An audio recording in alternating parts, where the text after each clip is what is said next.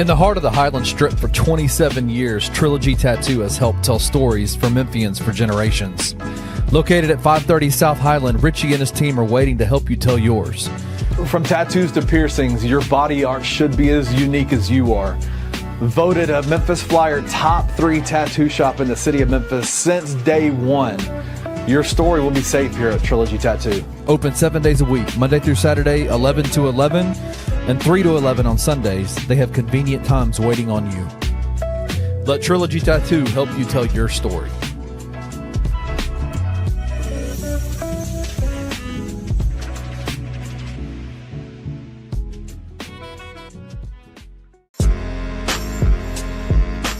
In Memphis, we know a thing or two about resilience. From the grindhouse to the Delta, we protect what's ours. But when pests invade your home, it's time to fight back.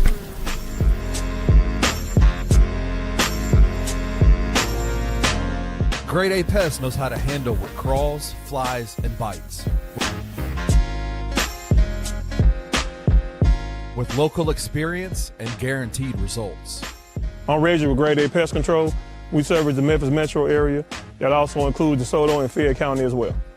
Grade A Pest has the entire Mid-South covered. So if bugs and pests put you to the test, let Grade A solve your problem.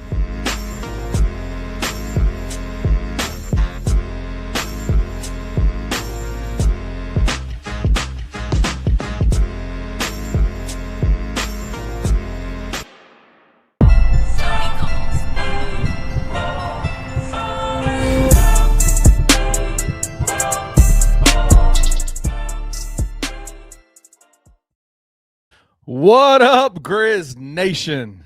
My name is Kenny Stubblefield, and we got some dogs in the house. We got some dogs. We got Wayno.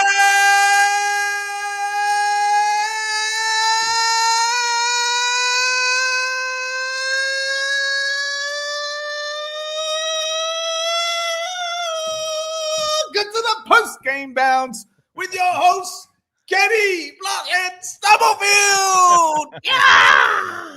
Welcome, man. Welcome, Wayno. How are you, man? I know you got to be dizzy right now. You good? Oh, just let my the blood come back to my face, man. Your blood come back to the rest of your body. It is all up in your head, man. Listen, the Grizzlies played a fantastic game tonight. They just wrapped up a 125-104 win against the Milwaukee Bucks. They are now on an 8-game winning streak against the Giannis-led Milwaukee Bucks. Even though Giannis didn't play tonight, they have played them. They haven't lost in 8 straight matches since January 19th of 2022 against the Milwaukee Bucks. Shout out to the Grizz. They get the dub tonight. Fun fact, KCP was in the same draft as Giannis and drafted ahead of him. Are you serious? I think KCP was pick 8 and Giannis was 13.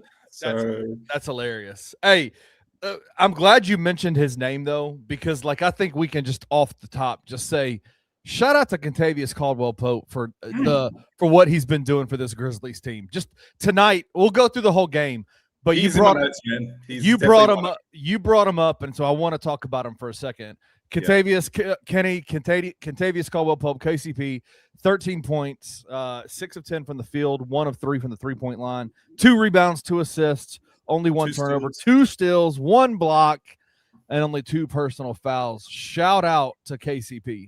Yeah, my notes for KCP in this game are engaged and involved. Yes. And that's exactly what he was all game. I was so like just that steady hand, and the steady hand in the sense that he can talk to officials without getting teed up. Yes. And he dog talks him too. He dog talks him a little bit. Oh, he let him know he wasn't happy too. Right. But that presence only comes with time and minutes played in the league. You know what I mean? That only comes with that experience and knowing what you can and can't get away with. And let's face it, there are those relationships between players and refs, officials. It happens. Yeah. Well, and more than likely knowing, if you know anything about KCP, when he gets upset or when he's not just talking just to talk, right? He's I'm sure he's got the relationship with the refs now where they're like, yeah, you know what? We probably missed that, right? Like we probably missed the call that you're screaming about. We'll get you on the other side, right? Like that kind of stuff. Yeah, the 2 championship rings probably don't hurt much either, you know? Yeah, the fact that he's got dual rings is not it doesn't hurt the situation, but fantastic game, Wayno, tonight. It felt like obviously it got off to a little bit of a slow start. Ja Morant came back. He's back after an extended period of time with the ankle thing. He was on a pretty clear minutes restriction. I did find it a little odd. Yeah, I mean, 2 minutes he missed out on. Like he played 25 minutes tonight, which is like 2 minutes less than what he normally makes or normally plays when he's not injured.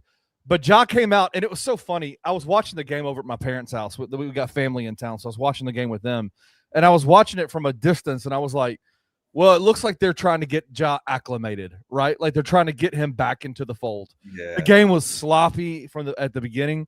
It just felt like they were just trying to get him back right, get him in the flow of the game. Well, I've learned my lesson over time, and that is never question the talent. You know, and that's my biggest.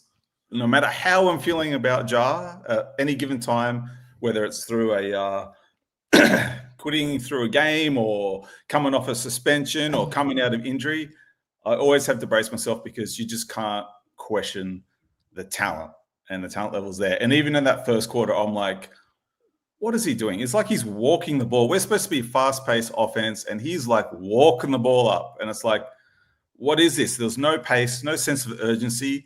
And then I don't know what happened, man. That second quarter came on. He runs off like 8 points by himself, and you're just like, God damn, don't doubt the talent, Wayno. Yeah, that's what everybody's saying in the comment section. A shout out to the comment section. A lot of y'all didn't know we were going to have one of these tonight. We kind of at the very last minute we're like, you know what? It's post-Christmas. We can do this. Let's go. I'm going to have to sleep on the couch tonight. My wife is not happy with me that I'm doing this show right now. She's like, why are you not staying with the family? But we're here. She should be mad at you that you're sleeping on that couch. That's Exactly. But no, so we're here. We're excited to do this with you guys. Yeah. But like we say in every show, and Wayno is awesome about commenting after the show. Y'all troll Wayno in the comments once the show is over with. Go in there. He will hit you back. I promise. I'm there all the time. No one notices, actually, a lot of the time. But fantastic. You guys are awesome for being here. If you have any questions, any comments, we're looking at the comment section. We'll bring it in. We'll talk about it. We'd love to engage with you guys throughout the show. But everybody's saying the same thing. It was a steady and balanced game for the team after the second quarter, to be honest. Art Duarte said over in Brazil, said vintage Ja.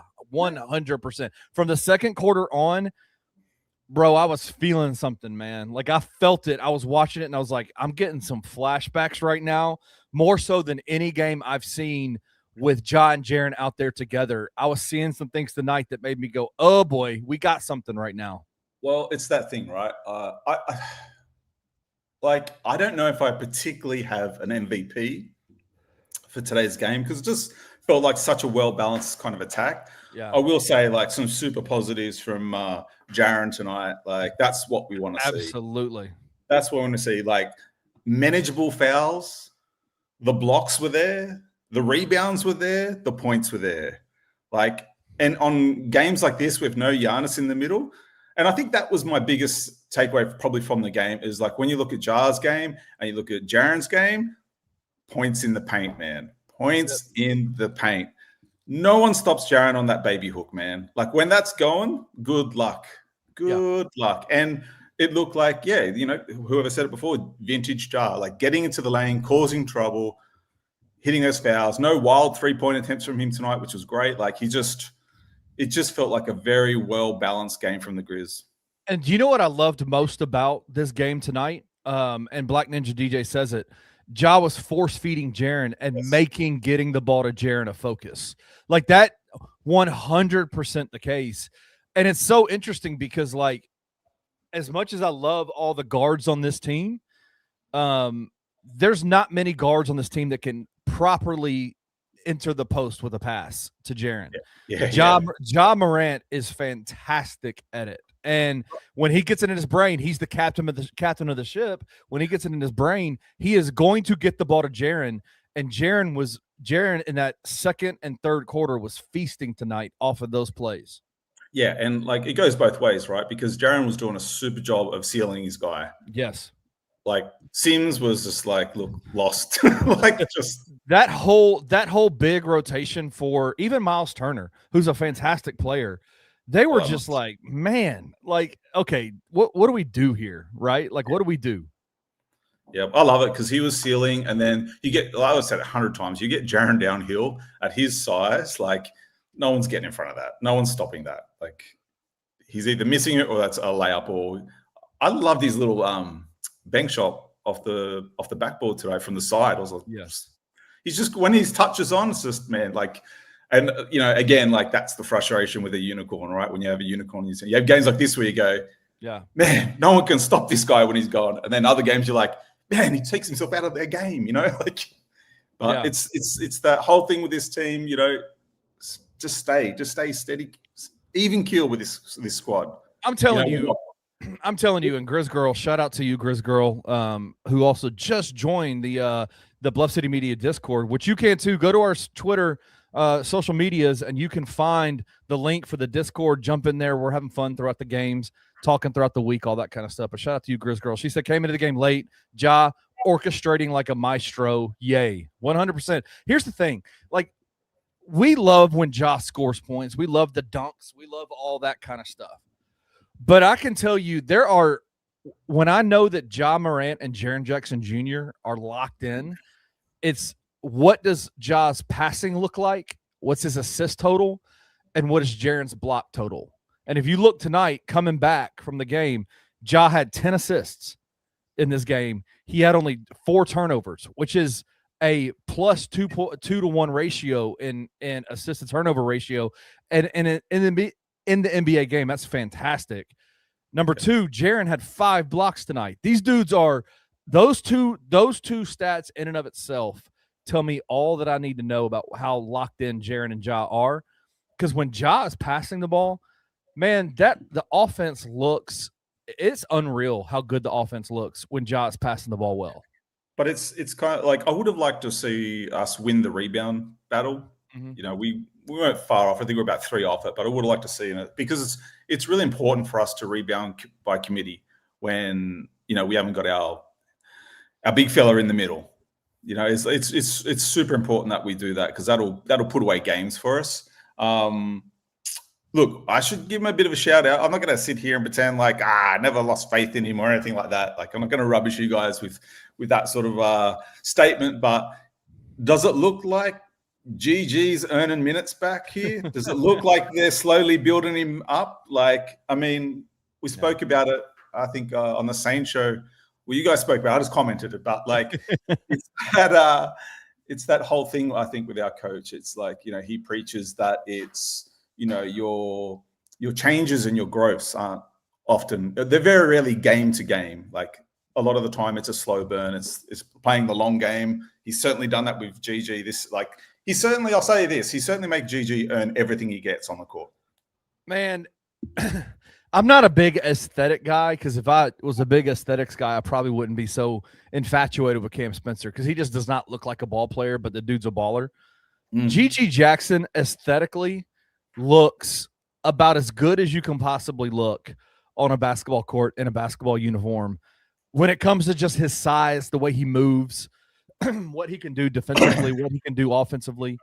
And so again, like what we've said on Anthony's show on all the network, really, after GG's game the other night, is just that one of the things that really helped him, and what you've seen even today, is he's allowing the game to come to him. He's not overshooting the ball, right? Like 3 for 8 tonight, not a great percentage, but he only took 8 shots because the ball wasn't coming to him and the ball wasn't in a place for him. He was moving the ball. He kept the ball moving, kept the ball popping, kept the ball pushing up the floor in transition.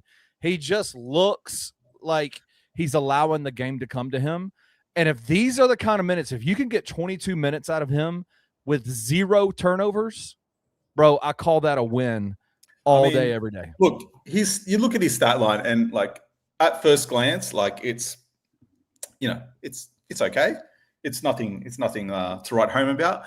But I thought he did a lot of the intangibles on defense tonight that don't show up. Like he changed and altered course. He used his length and he's used his athletic ability to change directions of people's shots.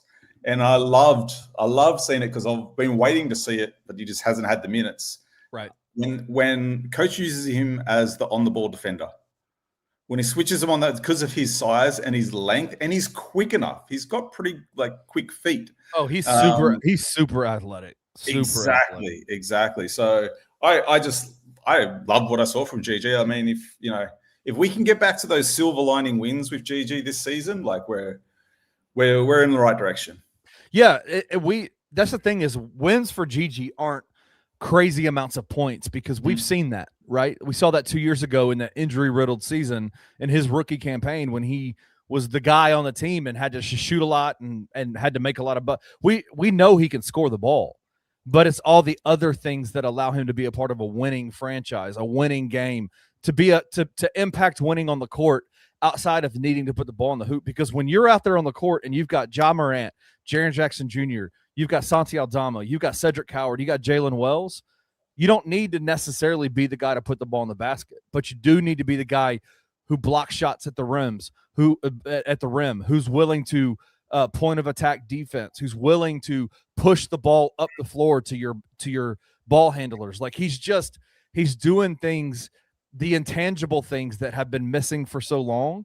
Yeah. We're seeing them in these last two games. Yeah, I'm liking some of these bigger lineups we're throwing out there as well. Yes. Like the length is something we haven't had a lot of in the past, but covering like three positions with like really good length is like an amazing thing to see, especially when they're clicking. I was a bit disappointed because I thought tonight would have been a really good Omax game. Yeah. I thought just like his energy and his hustle would have like really have put us over the top. But was he injured or just rested? Just G League, I'm sure. They just sent him because he's on the two-way. So he's on the two-way. Forget about that with him. Yeah, he's not an actual franchise guy, or not. I mean, a roster guy. He's a G League two-way, so they got to hold off his games as much as possible. Yeah. But I mean, I guess getting Christian Coloco for this 10-day hardship kind of makes Omax not very needed. I think he's been serviceable, but I don't see it go anywhere further than that. Yeah, I don't know, man. I don't know. I think my notes are, geez, he's tall. Is that it? That's it. He's got some bounce and he's got some agility as a big guy that I like. I mean, obviously he's here because of the 10-day hardship. He's here because so many guys are injured. I doubt it goes any further than that, right? Yeah, I see Ben's comment, lob threat, yes. I don't even really think he's that. Like, to be honest, he's just tall. He's long. But in saying that, credit, he's been serviceable. We've seen him 2 games now, and he's done his job. He hasn't looked like a total mess. The difference is he's not out there killing. He's not out there killing the team when he's out there. That's in it with a 10-day hardship guy. That's what you want. Somebody who's not out there, who adds a little bit, but is able to not absolutely destroy the team when he's out there. I'm not wrong about Coloco. What are you talking? You're wrong about Coloco. But see, hey, here's what you gotta know this about you, and you're a Memphis Grizzlies fan, so you understand this too. Yeah. We get really excited about players that have absolutely no future whatsoever with this Grizzlies team. We get super excited about guys like a Christian Coloco comes in and you're like, oh my God, he did something really great tonight. We should sign him to a 4. Hey, it's the very reason why I have a very distinct memory of Dylan Brooks having a couple of games in about a 2-week stretch where he went off and they signed him to a 4-year extension worth like $30-something million, something like that. And it was because he had 2 really good weeks and that was about it. We get super excited, And I've seen players, I can't remember, his little guard who I think was playing maybe overseas a few years ago. Actually, I say a few years ago, probably many years ago now, playing for Utah and hit that game winner and got himself a contract for the rest of the year. It's like, that's all he did. That's all he did. Yeah. Yeah, no, I agree with all that. Like, I guess people are saying people love Christian Coloco in the comment section. Keith is saying you have to watch his positioning and IQ on defense. I'd take Koloko over Vince on the roster right now. Oh, really? Oh, no way. Then as Koloko is a rim protector and lob finisher, some of Jock's struggles. This, to me, is the best argument, right? For maybe keeping Christian Koloko in some way, figuring out how to keep him on the roster. Is that does he give you a different version of a third center on this team? Does that make sense? I don't think he matters when Edie's back, to be honest. I think you get that different look from Jock, to be honest with you. But I didn't realize I joined the Koloko fan club today recording, guys. Like, relax. Hey, let me tell you, if the Art is saying this in the comment section, and if he's saying this about Christian Koloko, you know how much of a stan he is for Nick Claxton. It's funny he says that because I was watching the game and I literally thought to myself, he does come across as a bit of a poor man's Nick Claxton. So, there you go. He's there tall. You go, man. He's tall. He's tall. He's long. He's long. He's long. Yeah. I love you, Lamar Stevens. Even some BCM folks talking about last year, Lamar Stevens 2 years ago. We got to give Lamar Stevens. I'm like, bro, he's in the G League for a reason. Keith is all in. He's got a Koloko tattoo on his arm. I'm sure he's like, man, do your thing. Rep your boys. That's what I'm talking about. Jared says there is a reason we had to pull him off the street, right? There's a reason we had to pull him off the couch. Oh, God, that's so funny. People love Christian Koloko. This is great. Yeah. I'll end it. I'll end it right here. Y'all do know Christian Koloko is the one who took Ja out of the season last year, right? Like, tore his shoulder up. He is that guy. It was the Jake LaRavia lob to Ja Morant, and Christian Koloko took him out. So look, I just don't have much love for former Lakers. Sorry. Exactly. I got a line. I got standards, guys. The former Lakers. Dude sucks. All right. Oh, that's so funny, man. Let's get to it though. Can we talk about everyone's favorite before we jump in next? We've got to talk about the smoking white tea. We've got to talk about the smoking white tea, boys.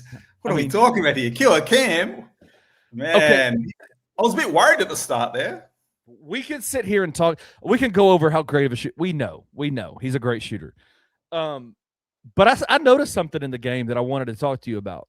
In the end of the third quarter, into the fourth quarter, I saw Ja Morant and Cam Spencer get quite a few minutes together, and it looked pretty good, and it got me thinking a little bit.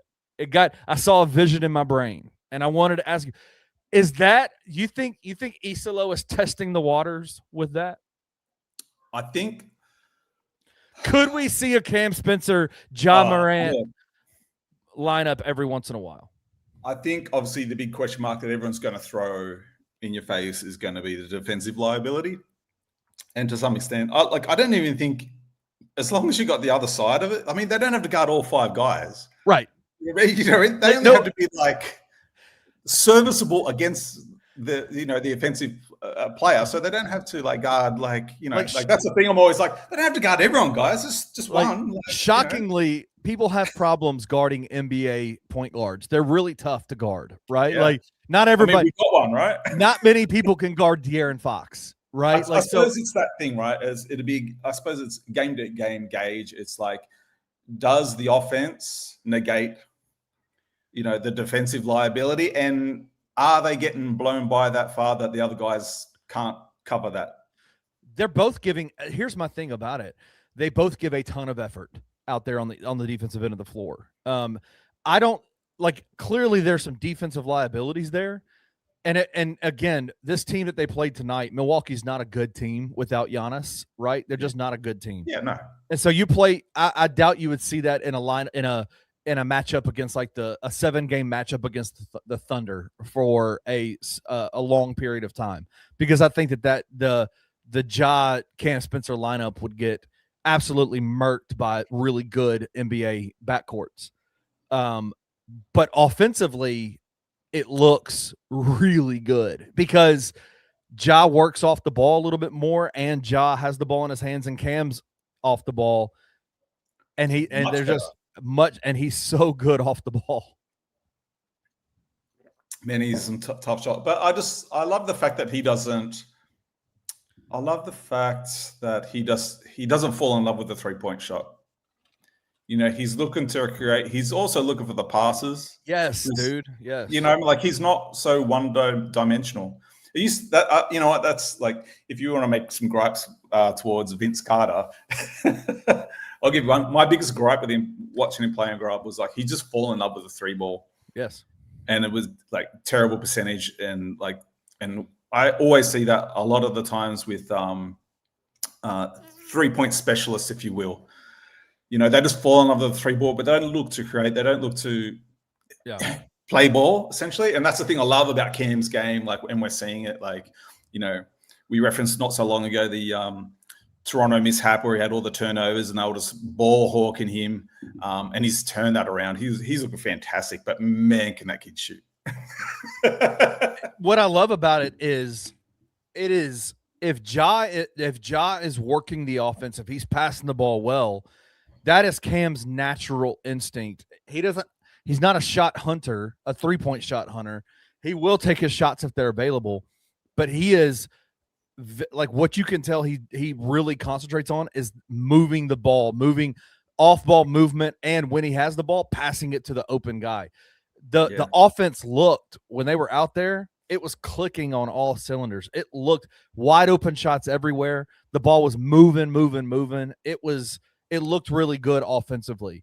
Obviously, there's some defensive liabilities there, but I could absolutely see a stretch in a couple of games where you throw Cam and Ja out there together and see what they do if the offense is in a rut, right? Like those guys are fantastic at it. I just think coaches have got a lot of options.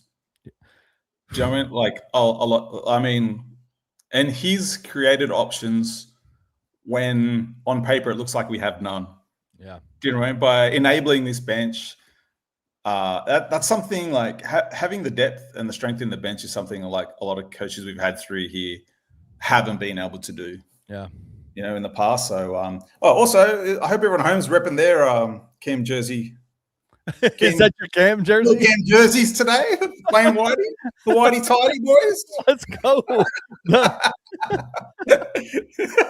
Hey, shout out to Edward in the comment section because yes, AJ Green is a monster. I said it in our group chat while the game was going for Milwaukee. AJ is a monster. Like you'd think Doc Rivers would just be running like so many more plays for that kid from behind the 3-ball because he's just straight shooter.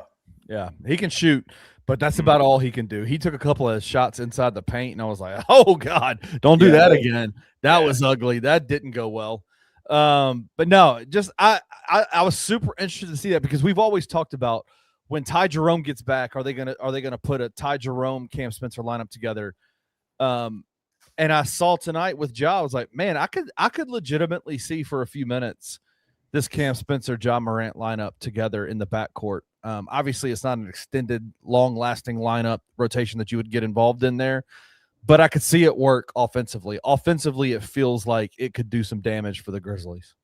And I don't know about you, like I'm starting to see it recently, the last sort of 3 to 4 games, just going into this system a little bit more and these substitute patterns. I don't know if you guys are watching the opposing starters, hit the bench, playing these long minutes, trying to keep up with fresh legs. I'm noticing it a lot lately. Now that our guys, we obviously have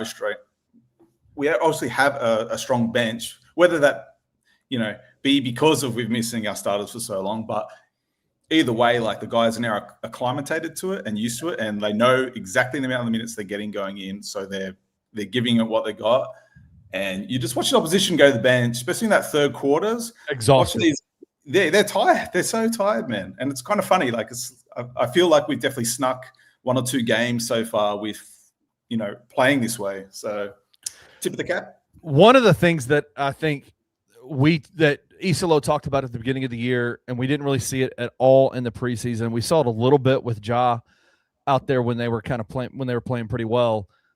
Is Isolo and the Grizzlies' desire to speed the ball up. They want to get up and down the floor. And tonight we saw that in spades for the Grizzlies. They were moving so fast. They were getting the ball out of, even when Milwaukee scored, they were pushing the ball up the floor before Milwaukee could get set up in their defense. You look at, and I love it when the stats bear it out. Fast break points tonight. The Grizzlies had 26 fast break points, and Milwaukee only had 12. And in that speed kills environment, you would think that turnovers would take an uptick for the Grizzlies in a place that they've struggled with this entire year. They only had 14 turnovers tonight, which is still, I guarantee you, East Lowe's like, let's get that down even further. Yeah. But only 14 turnovers tonight. They only gave up 15 points off those turnovers. They ended up getting 20 points off of 22 turnovers for the Milwaukee Bucks. So they absolutely sped Milwaukee up and forced them to play a game they weren't ready for. Oh, yeah. Yeah, like it's that whole thing. Get them tired, get them playing on the back foot. Yeah. You know, like it's a pretty not. I mean, look, we can complain about the game plan, but at least he's a coach with one and sticks to it. Yeah. So, you know, it is. I like it. I like what I saw out there tonight. I thought that they looked really good. Who's your player of the game tonight? Is it Jaren or is it Cam? Is it Ja? Who is it? Who do you think? I don't think. Is it Christian Koloko? It's not Koloko with his big 7 points, 5 boards. I mean, like he did well. I don't want to upset the angry mob in the chat. You better be careful. I know, right? Walking around with the target on my back at the moment. It's uncomfortable. Yeah, I don't know. I'm just looking at the stats now. I mean, I don't feel like I have one, to be honest. I feel like it was a really good win by committee. Yeah. I am really happy what I saw from Jaren tonight. I like that the majority of his points come from in the middle of the paint. Yes. Stealing his guy, going to his hook, playing to his strengths. But I also like that from Jar as well tonight. I'm glad he wasn't pulling up for wild threes, and he did what we know him to do. And that throwdown at the start, so nice. It was so nice. It was really nice to see, especially Cedric, because I was yelling at Cedric from the TV. I was like, push the ball up, push it, go, go, go. Yeah. And he was looking. He kind of did a look away pass and just like floated over. When Ja got it, I was like, oh my gosh, he's got the lane wide open. Go for it. You know what I'm saying? Like, and he did, and he got it. I love Ja Morant's box score. I love 17 points, 10 assists, only 4 turnovers and 4 rebounds. I think that is the perfect Ja Morant box score. Somebody who's passing the ball, somebody who's moving the ball, somebody who's getting guys open, but is also a threat to score. Like we know Ja Morant is. Like he's just such a threat. And it's almost like we've always talked about it. We want to see Ja expand what he does offensively, mid-range, floater, all that kind of stuff. But I wonder if the assist game is what really unlocks his scoring punch. When I feel like the thing that's overlooked with Ja, like he's such a great passer. Yeah, like he's such a great passer. Such a great passer. So somebody said that on national TV the other day. They were like, Ja can actually pass the ball. And it's like, dude, that's what he's been doing. What are we talking about here? Like, what are we talking about? But I agree with you. I do think Jaren's the player of the game tonight. 24 points, only 6 3-pointers, made 2 of them, 9 of 18 from the floor, 4 of 6 from the free throw line, 9 rebounds, which is really good for Jaren. That's like 3 above his normal average. 1 assist, only 2 turnovers, 1 steal, and 5 huge blocks. It's just Jaren is – and showing emotion, right? Like he had that one, I think he had the and one against Miles Turner in the first quarter. He scored the first 6 points of the game and he made the and one and just roared like from the top of his lungs. And I'm like, I love seeing Jaren be that guy. He is that guy. That's who he is. Yeah, I totally agree. I mean, do you have anyone you're a little disappointed in tonight?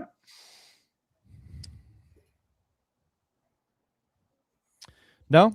Do you think Santi was a bit quiet tonight? Well, listen, when you got everybody scoring points. I mean, I get it. But like coming off, Yeah, of course. Yeah, no. Sante's the only one you can say, but he played 30. He still played the most minutes in the game, most minutes for the team. Yeah. Had 12 points, I mean, 7 rebounds.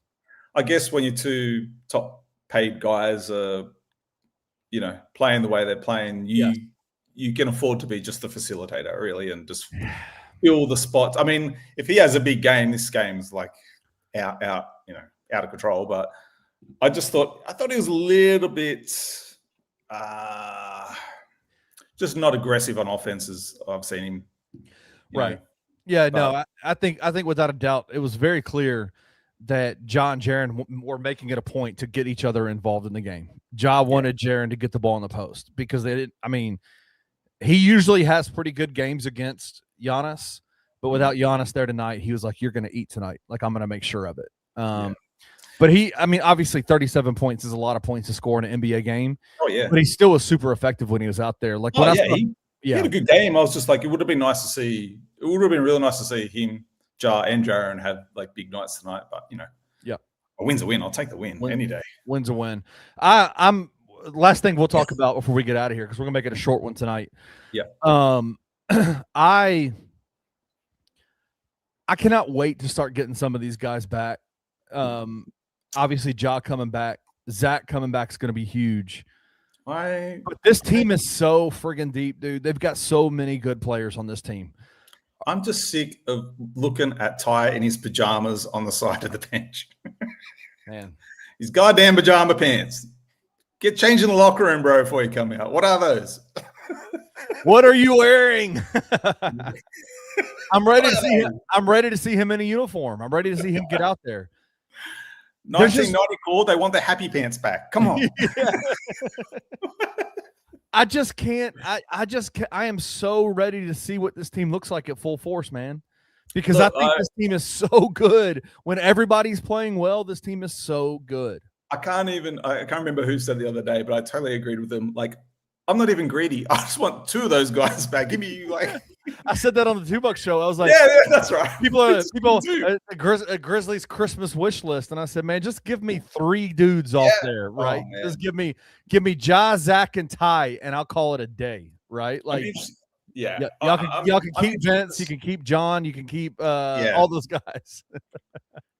I'm really interested to see, what Ty looks like in this offense. I think he's going to, I don't think there's going to be a clash with him and Cam. I think you got 2 balls on the court, and adding another ball handler, especially one who can create. I mean, right. If you need a reminder, jump on YouTube, check out his highlights. I mean, it's no joke. He's built up to this. He's not. Yeah. It's not a 1-year surprise from Ty. So, he knows what he's doing out there, and I'm interested to see what we look like with a bit more. Maybe we never get everyone back, but we'll have a good idea once I think we get him and Edie back on the court. But and then I'm kind of interested to see what happens around trade deadline. Yeah. Oh man. Everybody keeps telling us in the comment section, y'all got to stop trying to trade everybody, especially after a win. God, I know. So we'll hold off on the trade talk. We'll let Anthony Sang talk about that on Monday because that man's always wanting to trade people. So we'll do that. But no, I agree. They're going to have to make some moves. I think they're going to have to do something. I don't know what it is. I don't know who it is, but they're going to have to do something. I don't mind if we make trades as long as we get better from it. I don't want any sideways trades at this point. I don't mind if you package a few guys together to get someone who's maybe a bit more productive in certain areas that we're lacking on the squad. That's totally fine with me. I'll be really mad if you trade BC, but I'll understand. It's my favorite Grizzlies player. You kind of understand, yeah, absolutely. I understand, and I might be like everyone else. If Cam goes, I think we might be. We riot if Cam goes. Someone might need to check on me in a couple of days. Yeah. I'll go quiet. That's hilarious. All right. Up next, the Grizzlies have the shot to get back to 500 against the Washington Wizards, who ruined the party a few days ago in Memphis. They're going to Washington to play the Wizards. And it'll be a shot for the Grizzlies to get to 500 on the year. I mean, when they were 4-11, 4-12, did you think it was did you think, okay, this season's kind of a wash at this point, or were you? If you go watch me in all those shows. Yeah, I think even after our Lakers one we talked about, I was like, I'm taking it 10 games at a time, and as long as I keep seeing improvement, I think there's only been 2 really bad games. Everything else I can live with. The Boston game was like, I couldn't have taken another one of those. Oh, I was pissed after that game. Yeah, I think me and you did the post game bounce together. After that. We did. Yeah. But it's like I liked the response from the team. The shit teams don't respond. The shit teams don't take it to heart. Do you know? They don't. it's they take it to heart. I mean, so that game, I think the LA game with Ja obviously quitting in the second half, checking out, that kind of sucked, and that last Washington game really that was because the thing about that was, I mean, Washington have actually been playing pretty well. Their record doesn't show it at all, but they're actually they're kind of like a Paul Grizz in a sense, except they have no superstars, but they've got like some nice pieces and then some decent vets around them. Right. So they're a bit like, I mean, they're still Washington. They still stink. They're still not the Bullets, but hey. I mean, they won today against Toronto, which was a pretty good win for them. So they're going to be riding high coming here, knowing they beat us last time. I mean, I still say if Jaren doesn't check himself out, if he doesn't foul himself out of that game, we get that. It's a dub. It's a dub. Yeah, definitely. You know, I mean, you can throw it on the coaching staff. We didn't have enough players, but honestly, I don't think they felt like they needed it against Washington. So, right, it's that whole thing. You know, you can't take a night off in the NBA. Even the bad teams will put wins on the board. The bad teams all have players that are getting paid to play the game that we love to watch. Like that, you know what I'm saying? Like you can't take nights off in the NBA. You just can't. And that's what and it felt like I think that's what was so frustrating about that first Washington game was that it felt like Jaren just kind of, after that first half, just kind of mailed it in and was like, you know what? Santi and I are going to go for 40 apiece and we're going to blow these dudes out. And it just didn't happen. They got smoked. Yeah, it's just the cheap fouls. That's all he's got to control. He can have 3 fouls a game for all I care. Yeah. But just don't get those back-to-back cheap fouls, reach over the top, reach from behind. Like, they're going to call that every single time, you know? Like, so yeah. I think this next one's a win for us. I think the boys will battle back, though. Sour taste in their mouth, and let's get ourselves on the way to 500. And we got 12 back, man. We don't lose when Ja Morant's out. Not bad. He's a good player. All right, Ben wants to know, last question, what are y'all's thoughts on biggest trade needs? Let's not go individual players. Y'all can do that in the comment section if you want to. But if you could think of like one position group that you would say needs to be dealt with, they need to target. Is it a big? Is it a backup to Zach? Is it a what do you think it is? Is it a power forward backup? What do you think? I think it's I think it's just a rebounder. Yeah. A guy who wants to eat boards, whether that's a small forward, whether that's a power forward. I think my biggest question mark, this is a bit of a wild one out there, guys, but I wonder in our next draft if we're drafting Ja or Jaren's replacement eventually. Because I feel like we've filled up a lot of those other positions needed with some really good talent, your Wells, your Coward, et cetera, et cetera. So I just wonder, Cam, I wonder if our next draft is a potential down the road. We need to get off some money.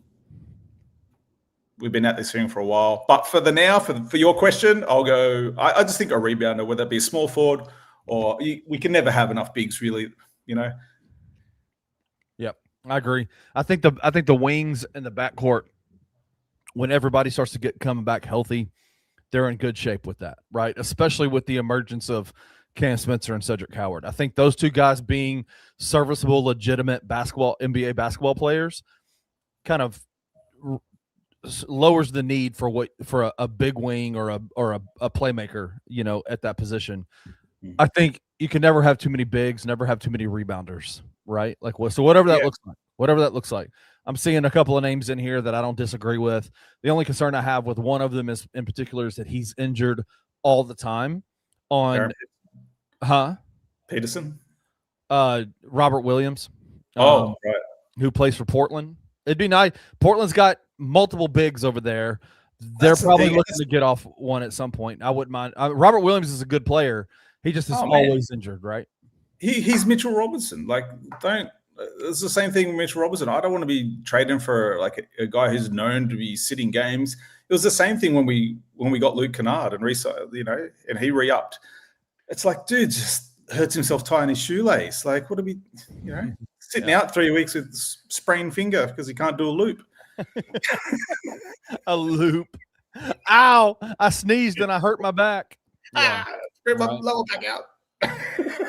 Yeah, no, I don't know. I think a big would be great. So we'll see. Look, how about this? maybe the next guy we need to trade for is the BC replacement. Because that answers a lot of. I love BC. Like I said, he's my favorite Grizz on the squad. Has been for years now. Since I love his game. I love the intangibles. I love he's got a nose for the ball, much like Cam. Like you don't need to run a play for him. He can find his points. He can get those rebounds, get your second chance points. But I would totally understand if we need to move off him because, it's about having warm bodies on the court at this stage. I don't even want to talk about getting rid of BC, man. Yeah, I know. I feel dirty saying it. I'm sorry. I mean, it is true. I mean, you're 100% right that you do need to figure out what that looks like, what his opportunities are with the Grizzlies moving forward. But in terms of just the guy that I'm going to be the most disappointed when the Grizzlies have to move off of him, it's going to be Brandon Clark, no doubt. We'll always have that Minnesota series, guys. We'll always have it. They can't take that away from us. They can't. You cannot take that away. All right, yeah. The Grizzlies travel tomorrow to Washington, and they play on the 28th against Washington, a chance to go 500 on the year. Shout out to the Grizzlies for just fighting through all of the nonsense, right, and getting right back to the spot that we wanted them to be at by January 1st, and that's 500. And if they can get there, the second half of the season, I think, is just upwards from here, and we just keep going. So, yeah. Anyway, all right, guys. Where can folks find you, Wayno? Where can they find you? Wait. I got one more question for you. Oh, yeah. How were the pies this year? The pies were amazing. Of course they were. I just actually got done with one right now, like a few minutes ago. What flavor did you have? It was a triple berry pie that my dad made. But he's got them all. Like they're all there. But I'm having some blood sugar issues right now, so I'm having to be very careful with how much I eat pie wise. But I could not help. There was a cheesecake that he made. There was a vanilla chess pie. There was a pecan pie, a cherry pie, an apple pie, and a triple berry pie sitting out there on the counter, and I had to try one little slice of the triple berry pie. I mean, you got to make sure the standard stays. So I understand that if you need to have a slice of every single one, totally understandable. Yeah. Totally get it. So here's how the whole Christmas thing works for us. Yeah. We do our like my immediate family, my wife and my two kids, we have our Christmas on Christmas Day at the house, and we literally spend all day together at the house, just chilling, relaxing, sometimes sleeping. I mean, it's just great. It's a great day. A couple of days before is when we do Tracy's side of the family. We do her Christmas thing. Then we have all day Christmas. And then today, the 26th of December, my twin sister and her family, there's 74 kids that they have. They all travel in from Virginia, and they stay for a week. And so they're here for a week. They just got here tonight. Yeah. And so all the food is there. There was some amazing turkey soup. We're a big soup family. We love soup here at the Stubblefields.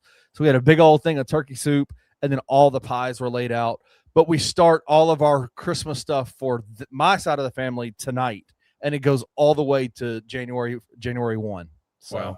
I'm about to break the comment section right now. Do you know I've never tried turkey. I've never had turkey. Listen, can I tell you something? What's up? The only way I like turkey is in turkey soup.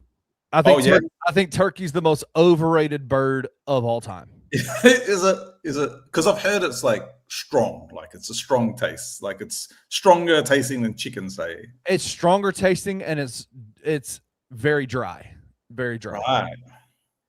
Yeah. I can't even fathom that. Unless you listen, and there's going to be folks that are going to come in the comment section and be like, "Well, you haven't tried my turkey; it's not dry." It's a thing. Okay. Your turkey is dry. I promise you. Even the deep fried turkey. Listen, this is smooth Southpaw ain't telling us nothing we don't already know. Everybody knows you deep fried turkeys. They're still dry. Brine. What happens when you brine it? What's brining? What's brining? Exactly, Nathan. I am. If I had to like if I had to power rank birds, it's chicken, ham, turkey. That's my 100%. From cold turkey. Have you ever tried chitlins?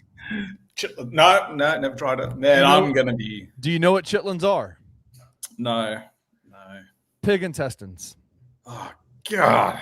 They are actually pretty good. They're pretty good? Oh, I used to live out of the country, and I had in a place where you could go get they call it shao kao. It's outdoor barbecue, and you could just go up there, grab raw meat off this cart, take it to a grill, and they would grill it for you. You'd eat it.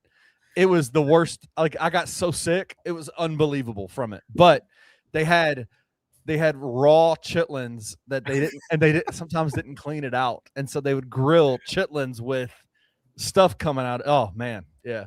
All I know is when I come over, everyone's gonna be throwing all these new foods at me, and I get back on the plane to come home. They go, "You just lie down the luggage, mate." Like you. See, I know. Listen, Ben. If Ben wasn't my homie, Ben is like in real life a homie of mine. Ben, I know. Ben, you're tripping, bro. Turkey's trash. I don't care whose it is. One and only's trash. Come on, man. I love we started the turkey war. I love it. Nathan is not only is Nathan a ball knower, he's a meat knower. Ham is also really good for leftovers, unlike turkey. Hey, everyone in the comments, after the show, in the comment section, I want you to put yes. What do I need to try when I come to Memphis? Oxtail. Woo, son. Oxtail? Oh, man. Damn. You got me eating some wild tiger balls or something. Hey, bro, oxtails are awesome.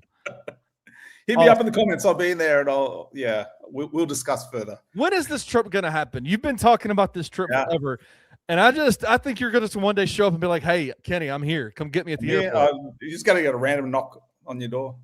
Hey, is this Stumblefield household? Exactly. Listen, you're more than welcome.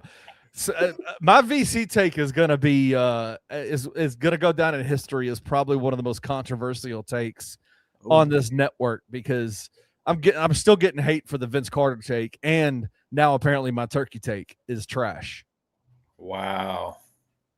Yeah. No, not King Meeks, not Dixie Queen, Dixie King. He's gonna come check out Dixie King with us over there by Trilogy Tattoos. Heck yeah.